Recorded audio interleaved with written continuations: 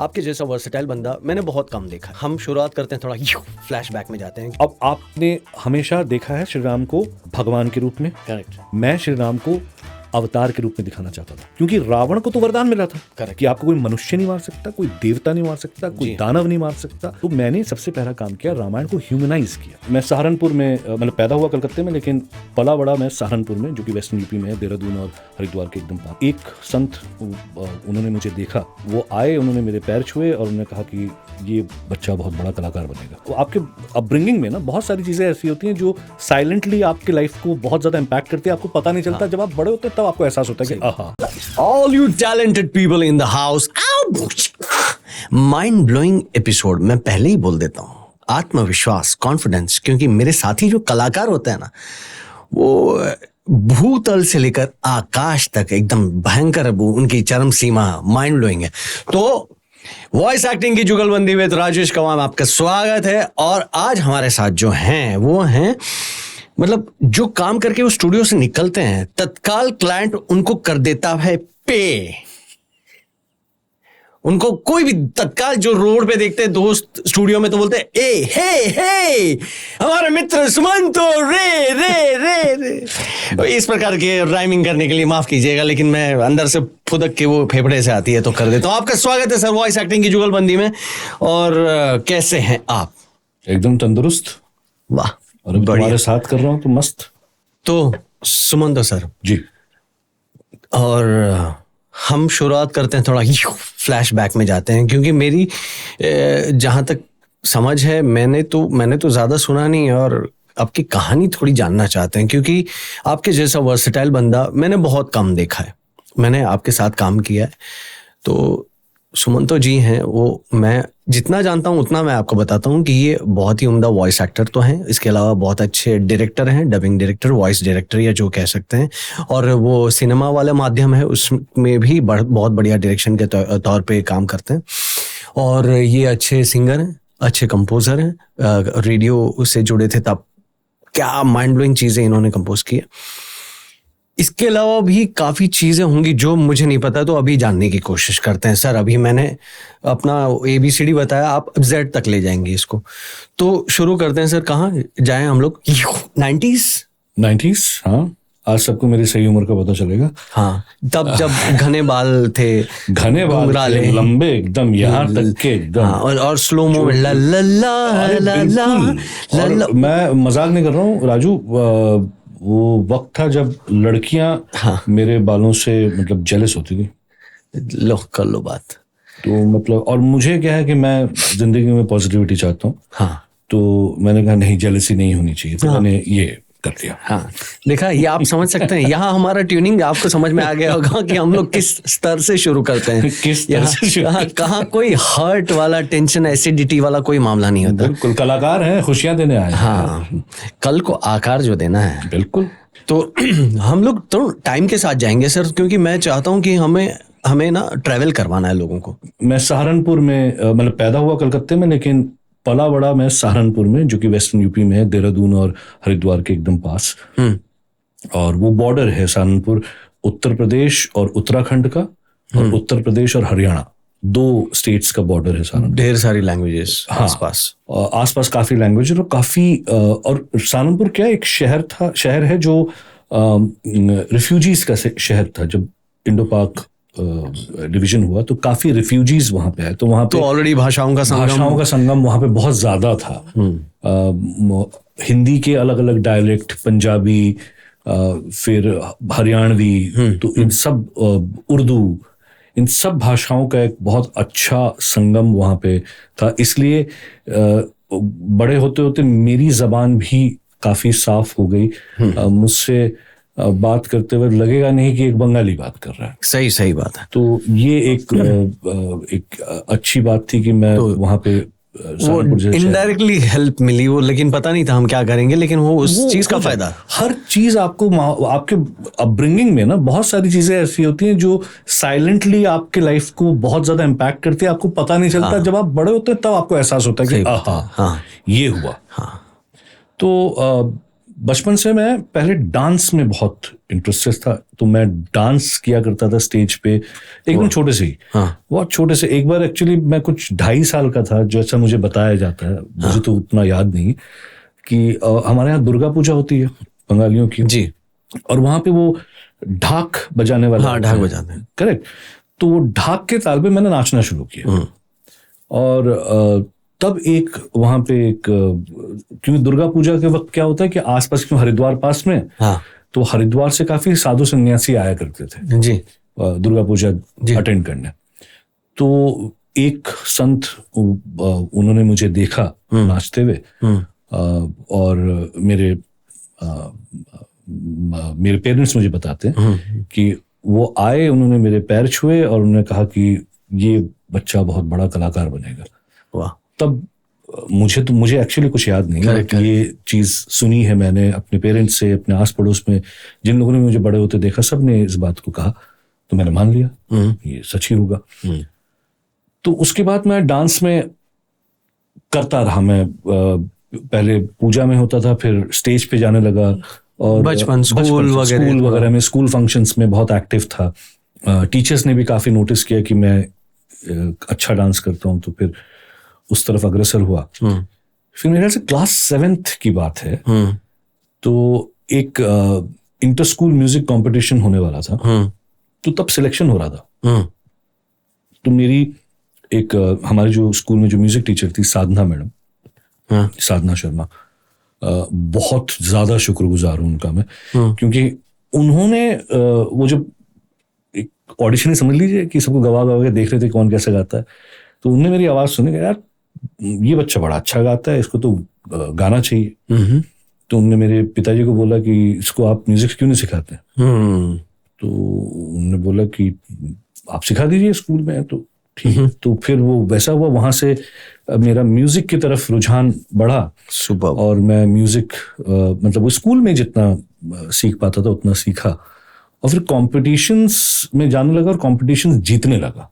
School के लिए inter school जीतने लगा। तो पहले ग्रुप में जाता था, फिर सोलोज और डुएट्स में जाने लगा, और फिर देखते देखते मतलब उस शहर में बहुत अच्छा नाम हो गया कि ये लड़का गाता बहुत अच्छा है।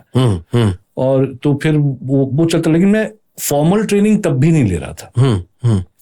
एक कंपटीशन हुआ था सिंगिंग का ही, सोलो सिंगिंग का कंपटीशन हुआ था, और वहां पे भी मैं अपने स्कूल को रिप्रेजेंट कर रहा था। और वहां पे जो जजेस थे, उसमें एक जज जो मेरे पहले फॉर्मल गुरु हैं म्यूजिक के, श्री रोशन लाल वर्मा जी, ग्वालियर घराने के, तो उन्होंने मुझे नोटिस किया। उन्होंने मुझे वो कंपटीशन जीता मैं। तो उसके बाद उन्होंने मुझे कहा कि संगीत सीखते हो? मैंने कहा गुरुजी नहीं, फॉर्मल ट्रेनिंग अभी तक नहीं ली है मैंने, कहीं वो स्कूल में जो होता है, तुम सोमवार से घर आ जाओ, सीखना शुरू करो। अच्छा, मेरे पापा रेलवेज में थे, तो ऐसा भी नहीं था कि वो बहुत ज्यादा इनकम है। तो और वो एक हमारे शहर के क्या बल्कि आसपास के इलाके के टॉप मोस्ट गुरु थे। तो पापा को मैंने कहा कि ऐसा ऐसा कहा है गुरुजी ने। पापा ने कहा कि रुक जा, मैं बात करता हूँ, पहले फीस की बात कर लूँ। तो वो गए, उन्होंने फिर फीस की बात की, उन्होंने कहा नहीं चाहिए फीस, इसको भेजना शुरू करो बस। अब ये तो मतलब ये मौका कौन छोड़ेगा? सही बात है। ठीक है साहब, एड्रेस लिया, पता लगा मेरे घर से तकरीबन 8 किलोमीटर दूर उनका घर है। तो फिर पापा ने एक साइकिल लेके दी, तो मैं साइकिल लेके जाया करता था रोज उनसे म्यूजिक सीखने। यहां से मेरे शास्त्रीय संगीत की शिक्षा शुरू हुई। म्यूजिक सीखता रहा उनसे। इन बिटवीन डांस मैंने तब भी नहीं छोड़ा था। इन बिटवीन फिर एक और जयपुर घराने के एक प्रसिद्ध गुरु हैं कथक के, पंडित लच्छू महाराज, वो और उनके बेटे पंडित प्रदीप महाराज, उनसे मुलाकात हुई। उन्होंने कहीं मुझे नाचते हुए देख लिया था। तो उन्होंने कहा कि तुम कथक सीखो। अब मैं थोड़ा सा बड़ा हो गया था, तो मैंने पिताजी से पहले मैंने खुद ही बोल दिया, गुरुजी अफोर्ड नहीं कर सकता, आई एम सॉरी। तो मैं ऑलरेडी म्यूजिक सीख रहा हूँ, लेकिन मैं, तो किसने मांगे पैसे तुमसे? तुम तभी भी आप गंडा बंधवाओ। स्कूल में थे? हाँ, मैं तब भी स्कूल में था। कि तुम हमारे वो गंडा कहते हैं हाथ में, गुरु शिष्य परंपरा में, ये गंडा बंधवाओ और शुरू करो, शुरू हो जाओ। तो साहब वहाँ से कथक की ट्रेनिंग शुरू हुई। तो मैं म्यूजिक भी सीख रहा था, शास्त्रीय संगीत सीख रहा था, और यहाँ पे शास्त्रीय नृत्य कथक में पंडित प्रदीप महाराज से मैंने सीखना शुरू किया। और फिर धीरे धीरे थिएटर में इंटरेस्ट हो गया। मेरे पापा नाटक किया करते थे। वो भी स्कूल के टाइम पे? थिएटर भी स्कूल टाइम पे शुरू किया था। देखो, हम उसको थिएटर नहीं कहते जो स्कूल प्लेज है। तो स्कूल प्लेज में तो मैं शुरू से ही रहा, करेक्ट, हमेशा से रहा, पार्टिसिपेंट रहा। लेकिन जो एक्चुअल थिएटर है, जी, उसमें मैं मेरे ख्याल से क्लास 11th में था उस वक्त। ठीक है। जब वो क्लास 11 भी स्कूल होता है वहाँ? हमारे वहाँ 12 तक ना? वहाँ पे 12 तक स्कूल होता है। करेक्ट। तो क्लास 11 में था, तब वहाँ के जो सहारनपुर के जो इप्टा के जो सेक्रेटरी थे, डोभाल जी ने कहा कि तुम आओ, तुम नाटक करो हमारे साथ। तो तब मुझे एग्जैक्टली थिएटर क्या होता है उसकी डेफिनेशन नहीं पता है। इप्टा मुझे पता था, बहुत प्रचलित है, काफी अच्छा काम करते हैं वो थिएटर में। तो मैं उनसे जुड़ा। तो जब जुड़ा तो पहला नाटक जो था वो मैंने नुक्कड़ नाटक किया, स्ट्रीट प्ले किया। तो वो स्टेज नहीं था, वो मेरे रेगुलर लाइफ से, रेगुलर दुनिया से, जब म्यूजिक और डांस में स्टेज पे किया करता था, ये एकदम अलग था, ये सड़क पे आके। तो और लेकिन उसमें इतना आनंद आया मुझे कि मैंने कहा यार ये अच्छा है, क्योंकि थिएटर एक संपूर्ण कला है जी। इसमें संगीत भी यूज हो रहा है, इसमें नृत्य भी यूज हो रहा है, और इसमें एक्टिंग भी यूज हो रही है, और सीधा रिएक्शन मिल रहा है पब्लिक सामने, सीधा रिएक्शन मिल रहा है। और वो जो एड्रेनल रश होता है कि जब ऑडियंस को अच्छा लगता है और ऑडियंस उसको अप्रिशिएट करती है, वो माइंड ब्लोइंग होता है। वो मेरे ख्याल से उससे बड़ा कोई नशा नहीं है, और वो नशे की तरह चिपका मेरे साथ। करेक्ट है, ये मानता हूं मैं। उसके बाद फिर थिएटर जो करना शुरू किया मैंने, वो नहीं रोका मैं। तो मैं फिर पढ़ाई के वक्त, पढ़ाई के साथ साथ मैं दिल्ली गया, वहां किया, चंडीगढ़ गया, वहां किया। दिल्ली में जब मैं था, मैं और ग्रेजुएशन के साथ साथ मैं काम भी कर रहा था, क्योंकि मैं पता नहीं था बचपन से ही कि एक सेल्फ मेड बनना है, क्या बनना है तब तक ये आइडिया नहीं था। इतना पता था कि जो भी करना है खुद करना है, अपने बलबूते पे करना है। सही बात है। तो ये एक शुरू से मेरे अंदर बात रही है, और क्यों था, कैसे था, मुझे मालूम नहीं। मैं किससे इंस्पायर हुआ मुझे ये भी नहीं मालूम। बस एक था कि मुझे I want to become a self made man. Correct. तो मैंने 12th के बाद घर छोड़ दिया था, तो मैं जॉब करने लग गया था घर के 12th के बाद। बल्कि मैं उससे पहले भी ट्यूशन पढ़ाया करता था। तभी भी आप वहीं थे? मैं तब तक सहारनपुर में था, और मैं ट्यूशन्स पढ़ाया करता था अपनी जेब खर्ची के लिए, क्योंकि घर से पैसे नहीं लेने थे। तो मुझे पता था घर से पॉकेट मनी वाला हिसाब किताब नहीं बन पाएगा। और एक जो चीज मेरे साथ हमेशा से रही है वो ये कि जिस भी गुरु का सानिध्य मुझे प्राप्त हुआ, मुझसे आज तक किसी ने पैसे नहीं लिए। ये कनेक्शन है, आशीर्वाद है, इसीलिए। और मेरे ख्याल से हर किसी को नहीं होता। अब कमर्शियल की जगह बिल्कुल विद्या की जगह। और ये भाग्यशाली रहा हूं मैं, ये बहुत ही लकी रहा हूं इस मामले में जी। यहां तक कि मेरा स्कूल मुझसे पैसे नहीं लेता था। ओहो। तो मेरी पढ़ाई भी फ्री में हुई, और मैं उस शहर के टॉप मोस्ट स्कूल में पढ़ता था, इंग्लिश मीडियम में, कोएड स्कूल था, आशा मॉडर्न स्कूल का नाम था। और वो वहां का टॉप मोस्ट स्कूल था, लाइक बेस्ट रिजल्ट्स वाला स्कूल था, सीबीएसई का। और वहां भी मुझसे पैसे नहीं लिए जाते। मेरी फीस माफ थी, क्योंकि लड़का जाता है इतने ट्रॉफीज स्कूल का नाम रोशन कर रहा है, तो पैसे नहीं लेते। सही बात। तो ये एक बड़ा वो रहा कि मेरी एजुकेशन फ्री रही, मैंने जो संगीत सीखा, नृत्य सीखा, वो फ्री रहा, और ये सिलसिला चलता रहा। फिर मैं दिल्ली में जब था, मैं दिल्ली में जॉब कर रहा था। दिल्ली में भी मैं एक छोटन लाल जी थे, उनसे संगीत कंटिन्यू करता रहा, क्योंकि मैं सहारनपुर में नहीं था, दिल्ली में रह रहा था। तो मैं वहां पे उनसे सीखने लग गया। उन्होंने भी मुझसे पैसे नहीं लिए, क्योंकि वो मैं तब क्या करता, मैं दूरदर्शन पे भी शोज किया करता था। करेक्ट। तो वो मुझे दूरदर्शन में मिले, उन्होंने मुझे वहां गाते सुना था, तो फिर उन्होंने बुला लिया कि तुम आओ सीखने, सीखो। तो मैं उनसे सीखने लग गया और ये सिलसिला चलता रहा।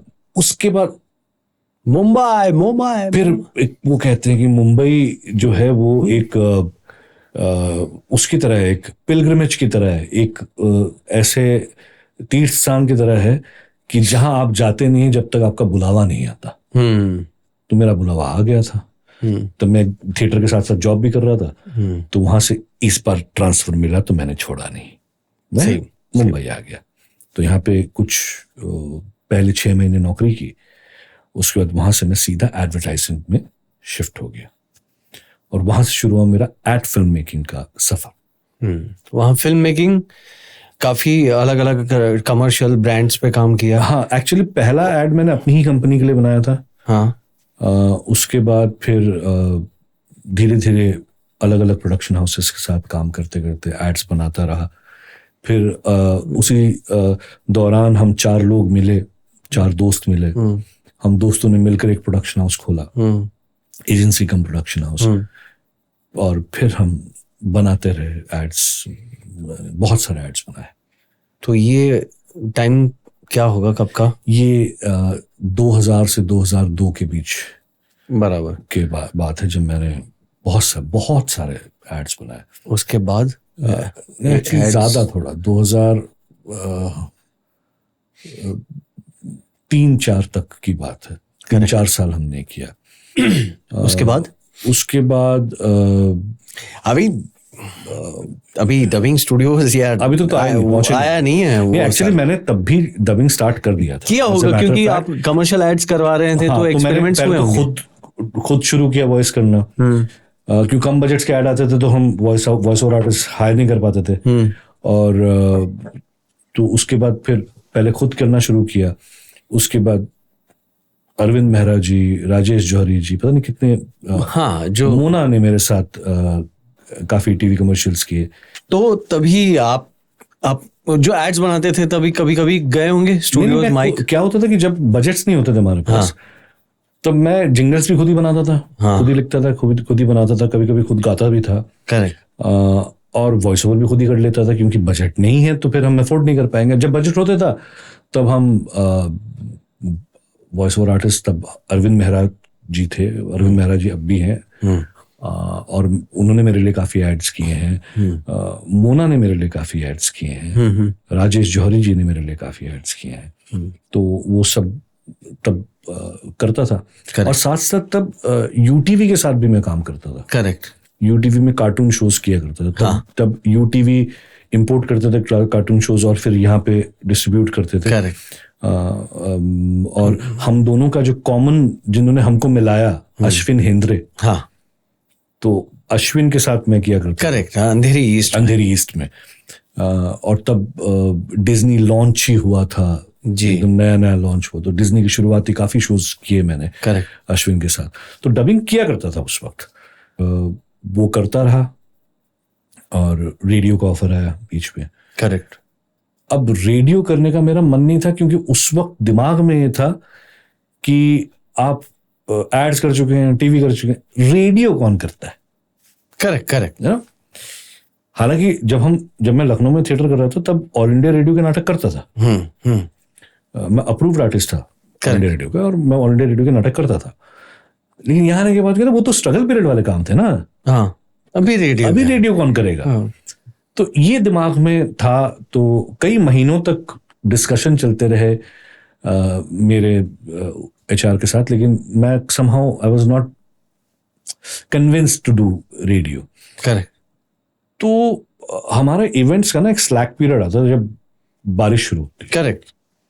तो फीवर नया सीजन वाला काम समझ लो ज्यादा। तो फीवर नया खुला था, और fever 104 HT media, Hindustan times media. और फिर उनको बॉम्बे के लिए, बॉम्बे शहर के लिए उनको क्रिएटिव हेड की जरूरत थी। तो जून, जुलाई, अगस्त, सितंबर, ये हमारा स्लैक पीरियड होता है इवेंट्स का, क्योंकि बारिश की वजह से इवेंट्स नहीं होते। करेक्ट। बहुत ज्यादा। और मैं कॉर्पोरेट इवेंट्स किया करता, तो इस वक्त तो बिल्कुल नहीं होते। तो मैंने कहा चलो 3-4 महीने के लिए ज्वाइन कर लेते हैं। 3-4 महीने पैसे तो मिलेंगे, वैसे तो चलेगा नहीं काम, नहीं सही बात। क्योंकि इवेंट्स आएंगे नहीं, तो फिर 3-4 महीने फ्री हूँ, तो 3-4 महीने कर लेते हैं। यही दिमाग में रख के मैंने रेडियो ज्वाइन किया। लेकिन जब मैं ऑल इंडिया रेडियो करता था और जब मैं प्राइवेट एफएम में आया, करेक्ट, तो वो जो मैंने कल्चरल डिफरेंस देखा, टेक्निकल डिफरेंस देखा, बहुत अलग था। तो मैंने कहा यार यहाँ तो बड़ा स्कोप है यार, बहुत कुछ करने का, हम कर क्यों नहीं रहे। और वहां से उपज भी मैंने कहा चलो यहाँ किया जाएगा रेडियो ड्रामा, क्योंकि यहाँ का टेक्नोलॉजी यूज किया जाएगा, यहाँ की रीच यूज की जाएगी, और हम उस ऑडियंस तक पहुंच पाएंगे जो यंग है, जो यूथ है, तो वहां तक पहुंच पाएंगे। तो वहां पे मैंने ये प्रपोज, और कहीं ना कहीं रेडियो ड्रामा या जो हम आकाशवाणी भारती में सुना करते थे वो कहीं ना कहीं कम हो गया था या खत्म हो गया था, बंद हो गया था। क्योंकि मैंने बॉम्बे आने के बाद मैं यहाँ के ऑल इंडिया रेडियो में गया था, हाँ, ये पता करने की नाटक होते हैं तो फिर मैं नाटक करूं, हाँ, लेकिन उन्होंने कहा नहीं, हमने यहाँ बंद कर दिया, हमने सब जगह पे बंद कर दिया। हाँ, मैं जानता हूँ क्योंकि मैं भी बहुत पहले किया था मैंने, उसके बाद मैं भी अप्रूव्ड आर्टिस्ट हूँ रेडियो का, तो मुझे भी कुछ आया नहीं था, कोई कॉल गया। तो ये वैसी चीज जो लगभग लुप्त हो चुकी है, उसको अलग नए पैकेजिंग, नई चीज, हाँ, मैंने वही सोचा इसको जरा नए तरीके से लाया जाए। हालांकि मुझे 2 साल लग गए उन्हें कन्विंस करने में, कंपनी को, कि ऐसा करें, लेकिन फाइनली जब कंपनी ने हाँ किया, तो मतलब 2 साल आप रेडियो में थे, मैं टिका रहा और उस वक्त ये मिशन बन गया था, ये करना है, एक बार तो करना है। और आपने फिर ये 2007-2008 तक मैं उनको कन्विंस करता रहा। फिर 2009 में जाके उन्होंने बोला ठीक है करो, क्या करो। 9 या 8, ये 9 में पहला रामायण 9 में शुरू हुआ था। अच्छा। 9 में बनना शुरू हुआ था, और या 8 में बनना, 8 में बनना शुरू हुआ था। हाँ। सो 2008 के एंड तक, मेरे ख्याल से सितंबर अक्टूबर तक शायद, हाँ, हो सकता ऐसा मामला हुआ होगा। उन्होंने हाँ बोला। उसकी वजह बताता हूँ मुझे क्यों याद है। 2008 में मेरी शादी हुई, 2008 में मुझे हैरी पॉटर मिला, 2008 में मैं आज तक कर रहा हूँ शो छोटा भीम, उसका जगुबंदर, वो मिला, और ये एक बढ़िया शो, कुछ नए कैनवास में बड़ी चीज आपके साथ कनेक्ट किया था, इसलिए मुझे 2008। हाँ, तो अब मैंने वो कंपनी ने हाँ बोला, तो उन्होंने कहा यार फिर कर रहे हो तो फिर बड़ा करो। करेक्ट, तो क्या करोगे? तो मेरे दिमाग में आया कि ऐसा कुछ लेके आते हैं जो लोग जानते हैं और कनेक्ट कर जाएंगे इजी। तो मैंने बोला रामायण करते हैं। तो पहले तो एक्साइटमेंट थी, अब हमारा कॉर्पोरेट है ना, तो कॉन्फ्रेंस रूम में होता है ये सब डिस्कशन। तो 2-3 जनों में एक्साइटमेंट दिखी, बाकी लोग हंसे, तो पगला गया आदमी है। तो रामायण कैसे करोगे भाई, वो मैजिकल चीजें कैसे दिखाओगे तुम, कि वो तीर जा रहा, तीर के आगे आग लगी, ये तो देखा है हमने ना, देखा है, तो वो उनके नजरों के सामने वो आ गया कि वो सब चीजें कैसे दिखाओगे, रावण का सर कट के गिर रहा है, तुम कैसे दिखाओगे।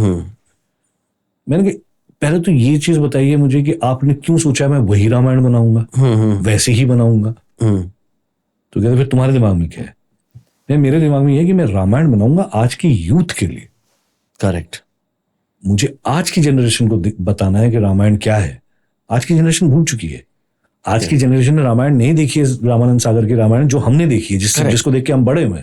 करेक्ट। तो उनको बताना हमारी जिम्मेदारी है। हाँ। हम बताएंगे कैसे रामायण में। फिर मैंने कहा फिर हम रामायण को इस तरह से बताएंगे कि जिसपे वो बिलीव कर पाए। करेक्ट। तो मैंने सबसे पहला काम किया, रामायण को ह्यूमनाइज किया। उसको वो भगवान और चमत्कार ना बना के, उसको माइथोलॉजी ना बना के, उसको हिस्टोरिकली रचने की कोशिश। और ये करेक्ट, आपने जो 2 शब्द इस्तेमाल किए, मैं वो उन शब्दों के बारे में कुछ कहना चाहूंगा कि ये जो अगर कहते हैं हम लोग, कोई भी टीवी पे शो आते हैं, है ना, तो भगवान के जो शोज हैं, तो लोग माइथोलॉजी क्यों बोलते हैं? ये शब्द मुझे कनेक्ट नहीं करता, उसकी वजह बताता हूँ। माइथो मेरे ख्याल से कनेक्ट, जो शब्द है वो कम्स फ्रॉम मिथ मतलब ये वर्ड आया ग्रीक से। हाँ, सो इट्स ग्रीक कल्चर से आया ये वर्ड। ग्रीक में जो उनके देवताओं की कहानियां थी, उसको माइथोलॉजी कहा जाता था क्योंकि उसके सबूत नहीं है, लेकिन कहानियां हैं। करेक्ट। बिलीफ सिस्टम है। Correct. अच्छा, ग्रीक्स पेगन्स हुआ करते थे, हम भी पेगन्स हैं। ठीक है, कल्चरली ये चीज सिमिलैरिटी है। करेक्ट। तो इसलिए हमारे कहानियों को भी माइथोलॉजी बोला गया। मेरे ख्याल से ये वर्ड अभी इस्तेमाल नहीं करना चाहिए। अभी तो सबूत भी है सर, रामायण के वंशज हैं अभी तो हमारे पास। बिल्कुल, वो अलग, इसलिए मैंने कहा कि मुझे अच्छा किया ये उस चीज को हिस्टोरिकली बताना है। करेक्ट है, माइथोलॉजिकली नहीं। तो मुझे किसी चमत्कार चीज नहीं का दिखाना अहित ना करते हुए कोई पात्र या कहानी। तो अब जैसे श्री राम है। करेक्ट। अब आपने हमेशा देखा है श्री राम को भगवान के रूप में। करेक्ट। अपने घर में पूजा है भगवान के रूप में। मैं श्री राम को अवतार के रूप में दिखाना चाहता था, जी, जो सत्य है। राम विष्णु अवतार थे, और ये बात हमारे लिए जानना बहुत जरूरी था, क्योंकि रावण को तो वरदान मिला था। करेक्ट। कि आपको कोई मनुष्य नहीं मार सकता, कोई देवता नहीं मार सकता, कोई दानव नहीं मार सकता, कोई पशु नहीं मार सकता। करेक्ट। तो फिर कौन मार सकता? अगर राम संपूर्ण देवता होते तो वो नहीं मार सकते थे रावण को। करेक्ट। या संपूर्ण मनुष्य होते तो भी नहीं मार सकते थे रावण को। तो भगवान ऊपर ये एक मिक्स ब्रीड बनाया गया जिसका नाम अवतार है।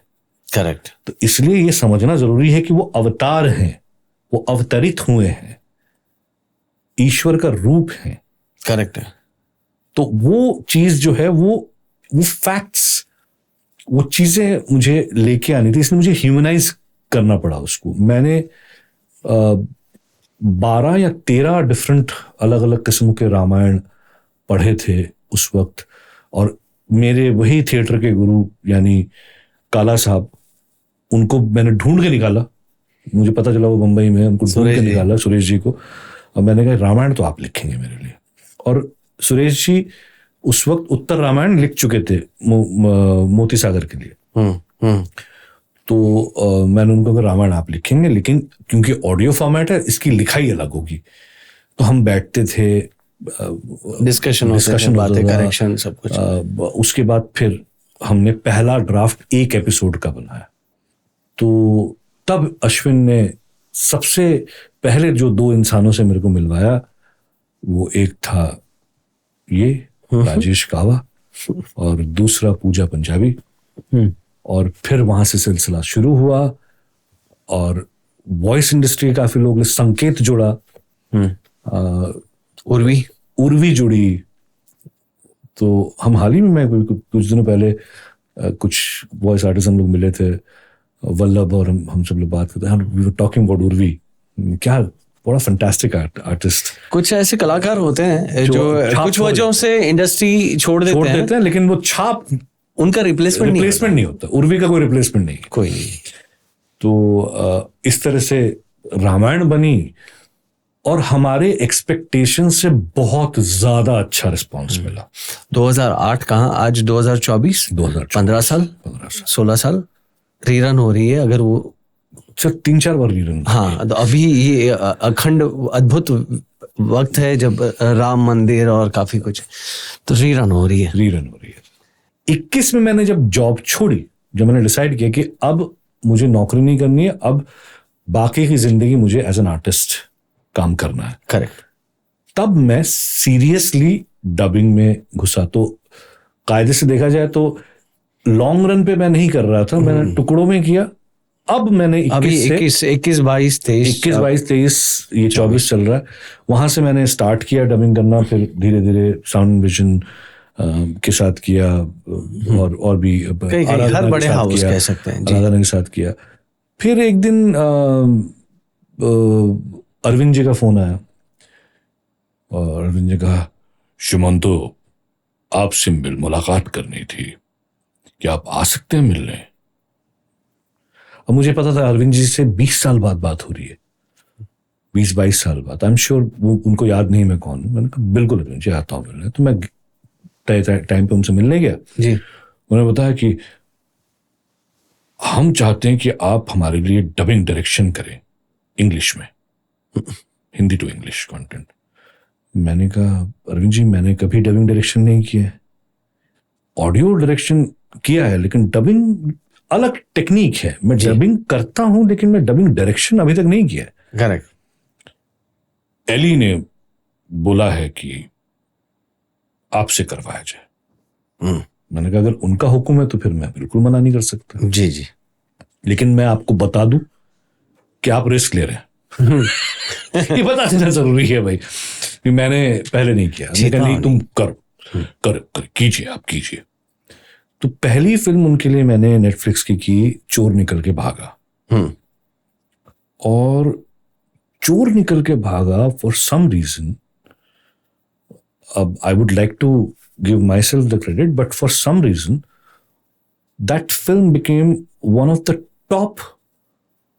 top-most watched English dubbed movies of India in the entire world of Netflix. Netflix की पूरी दुनिया में वो among the most watched English dubbed movie थी। वाह। अब वो एक होता है ना, सक्सेस का टेस्ट लग जाए तो फिर क्या होता है। उसके बाद फिर प्रोजेक्ट्स आते रहे, फिर मैंने किलर सूप किया, मैंने लव स्टोरीज 2 किया, मैंने भक्षक की सलार की। तो फिर वो सिलसिला रुका नहीं, फिर वो एज ए डबिंग डायरेक्टर चलता रहा और डबिंग तो मैं कर ही रहा हूँ। बस तो हम यही चाहते हैं सर आप डबिंग डायरेक्शन भी करते रहें, क्योंकि आपके मार्गदर्शन से काफी लोग सीखेंगे और हमें ऐसे ही एंटरटेन भी करते रहें एज आर्टिस्ट, वॉइस एक्टर। तो वॉइस एक्टर की बात आई है सर, तो जिस चीज के लिए आए हैं वो किया जाए। मतलब कि शो का नाम है वॉइस एक्टिंग की जुगलबंदी। तो अभी एक स्क्रिप्ट हमारे मैंने सर अभी मैं गुजरात गया था, तो समंदर किनारे एक चच्चा बैठे थे, उनके पास एक जादू सीखा मैंने। क्या? तो आप ऐसे हाथ रखें, देखो ऐसे आपके हाथ में स्क्रिप्ट आएगी, ऐसे हाथ रखें और ये अरे हाँ सर। कौन है चचा भाई, मिलवाओ उनसे। वो साल में एक बार ही आते हैं सर, तो मैं डेट ले से पूछना है ये ट्रांसलेशन वाले स्क्रिप्ट भी ऐसे मिले। डायरेक्टर की पीड़ा। बिल्कुल समझ सकता हूँ। तो सर ये स्क्रिप्ट आ गई है माइंड ब्लोइंग हमारे पास, और ये स्क्रिप्ट लिखी है हमारे अद्भुत राइटर अनुराग पराशर ने। Very good. तो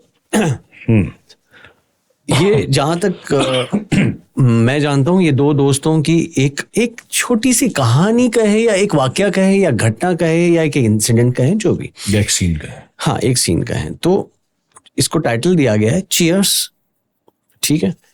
और आप क्या परफॉर्म करेंगे सर, कौन सा कैरेक्टर? पहला वाला ले लेते हैं। हरीश आप कर लीजिए, अंश मैं हूँ। चलिए ठीक है, ठीक है। चलो चीयर्स करें फिर। तो चीयर्स करते हैं। ये कहानी का टाइटल है चीयर्स।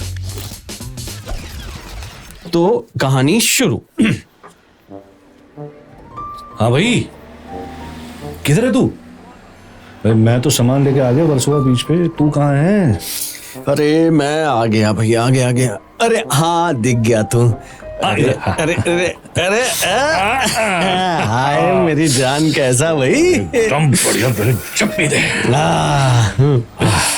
मजा आ गया। हाँ, कितने दिनों बाद मिल रहे हैं यार। नहीं हाँ, दिन महीने, अरे 2.5 3 साल। 3 साल। चल जल्दी चल बीच पे बैठते हैं। वहां जाके अपना कार्यक्रम चलते चल। ये सही जगह है। ये यहाँ? हाँ, यहाँ कोई पुलिस वाला भी नहीं आएगा। हाँ, ठंडी ठंडी हवा चल रही है, आज अमावस है, अंधेरा भी है। उठाया जाए। बैठा, अरे मिट्टी ठंडी है। ये तेरी फेवरेट बियर। अरे ये एक मिनट, आज भी ब्रांड याद है तुझे? अरे क्या बात कर रहे हैं यार, साथ रहते थे हम यार। अरे हाँ यार, 5 साल निकाले हैं, 5 साल। हाँ, पूरे 5 साल। हाँ, अब फिर एकदम से अलग। अगर परमानेंट ना सही, कम से कम टेम्पररी दोस्ती निभा लेता है। एक फोन तक नहीं किया सालों में। अरे बिजी था यार। अरे बिजी था तो फिर दोबारा लगा लेता यार, ऐसी क्या बात है? मतलब तू सिर्फ मैसेज पे बात करेगा? ओ एक मिनट, मैं बिजी था यार। ओ अच्छा, मतलब सुन, वो मेरा वो सब कुछ सब खत्म हो गया, प्रियंका से ब्रेकअप हो गया मेरा। तो फाइनली छोड़ दिया कमीनी ने तुझे? कमी अरे वो मुंह संभाल के, मतलब ऐसे थोड़ी कमी नहीं थी, मतलब कमी नहीं थी उसमें, वो संभाल तू के। रह रहे थे संभाल के क्या संभाल के? क्या ना तूने कभी उसकी इज्जत की और ना उसने कभी तेरी, तो सब बराबर। तू बता यार, तेरा मतलब दिल किसी के लिए डुब डुब धड़कता है क्या? अब भी सिंगल? अबे यार हैं? देख बाबू, अपनी फिल्म है ना, उसमें कोई हीरोइन है ही नहीं। अरे बस तेरा भाई अकेला और साथ में ये बियर की बोतल। अरे एक टॉर्च, ये लाइट। अरे कौन है रे उधर में? अरे सुन, हाँ पुलिस वाला आ गया। चल चल बियर छुपा, हाँ छुप चाहिए इसमें इस बार। हाँ नीचे चल निकल। अरे बाबा, अभी तो बैठा था रे, किधर गया? था क्या?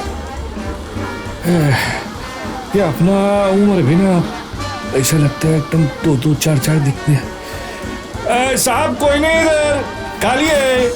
आ जाओ वापस। और फिर वापस दोनों उसी जगह पर आ जाते हैं। अच्छा चला गया भाई। एक और बची है, चल बैठ।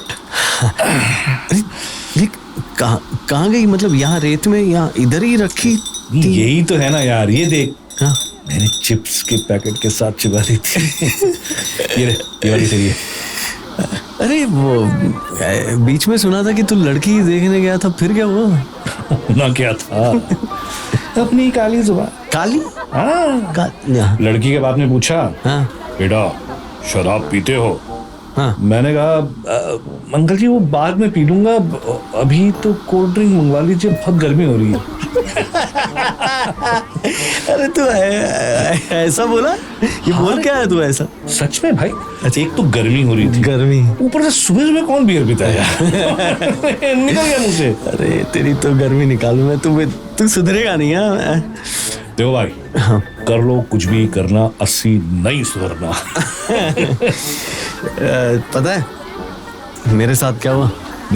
बोल। अरे क्या मतलब, एक रात को वो बार में पीने बैठा था मैं, पी के निकला एकदम भयंकर, फुल टल्ली एकदम, हमेशा की तरह। मतलब सब डबल ट्रिपल दिख रहा है, लेफ्ट राइट सब पैन हो रहा है। और तभी पुलिस वाले ने रोका, उत्तरी पूछा how high are you?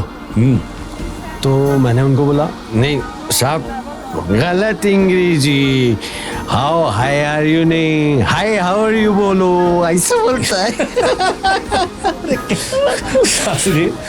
Police वाले को फिर गोली दिया ना तू? अरे मतलब क्या हुआ? अरे होना क्या था, एक थप्पड़ गाल पे। हाय, 4 उंगली इधर छपी थी, 5 दिन में मास्क पहन के घूमा। और ऊपर से 2000 का नोट दिया था, तभी चलता था ना, अभी थोड़ा बंद हो। जानते हैं आज पूरे 2 साल बाद छोड़ हैं? क्यों? तो अभी क्यों पी रहा है? ला दे मुझे दे, आया बड़ा। मेरा है, मेरे को पीने दे। अब क्या करूं यार, तेरे साथ बैठकर तुम्हारा पीने का मौका नहीं छोड़ना चाहता। कॉलेज से अब तक गिनती है कितने सालों से? पूरे 12 साल। 12? बाप रे, 12 बियर तो पीते हैं ना अपन दोनों में। हाँ यार, मतलब 12 साल सुन के वो याद आ रहा है, ये दोस्ती नहीं, मतलब हम नहीं तोड़ेंगे। हाँ बस तू नहीं गाना होता नहीं, मैं नहीं गा रहा हूँ वरना नशा टूट जाएगा, तो नहीं तोड़ेंगे सच में। और सुनना, ये बेसुरा गाना इसके लिए, और वो सब जो मैंने किया, जवाब नहीं दिया, फोन नहीं किया, उसके लिए सॉरी यार। प्रॉमिस करता हूँ मैं अभी बात करूंगा भाई। देखूंगा। I'll see when the time comes. ये घुट किसके गले में कम्स? आखिरी घुट है। चल बॉटम से मार। चल। और ये cheers। ये फिर से टॉर्च थे। है? फिर से कोई आया? कौन है रे उधर? कौन है? चल चल चल चल चल निकल निकल निकल फॉर्म ओहो बहुत मजा आ गया, मतलब फ्लो फ्लो फ्लो जा ही रहा है, दोस्ती आ रही है एकदम, और इतना स्मूथ कि लग ही नहीं रहा है परफॉर्म कर। तो इसके बाद बियर हो जाए। लेकिन ये वास्तव में ये देखा जाए तो ये थोड़ा टफ होता है इतना कैजुअल जाना। हाँ, एज एक्टर एज डायरेक्टर आपका ये मानना होगा। मैंने कहा ना कि जितना रियलिस्टिक होगा उतना लोगों को पसंद आता है। हाँ, लोग रिलेट कर पाते हैं। करेक्ट। तो वही as an actor, as voice actors हम लोग वही देखते हैं कि जितना रियलिस्टिक रख पाते हैं। Super, full power sir. बहुत मजा आया और बहुत सारी जानकारी आपके बारे में हमें मिली, सबको मिली। काफी राज उगलवाए तुम मुझसे।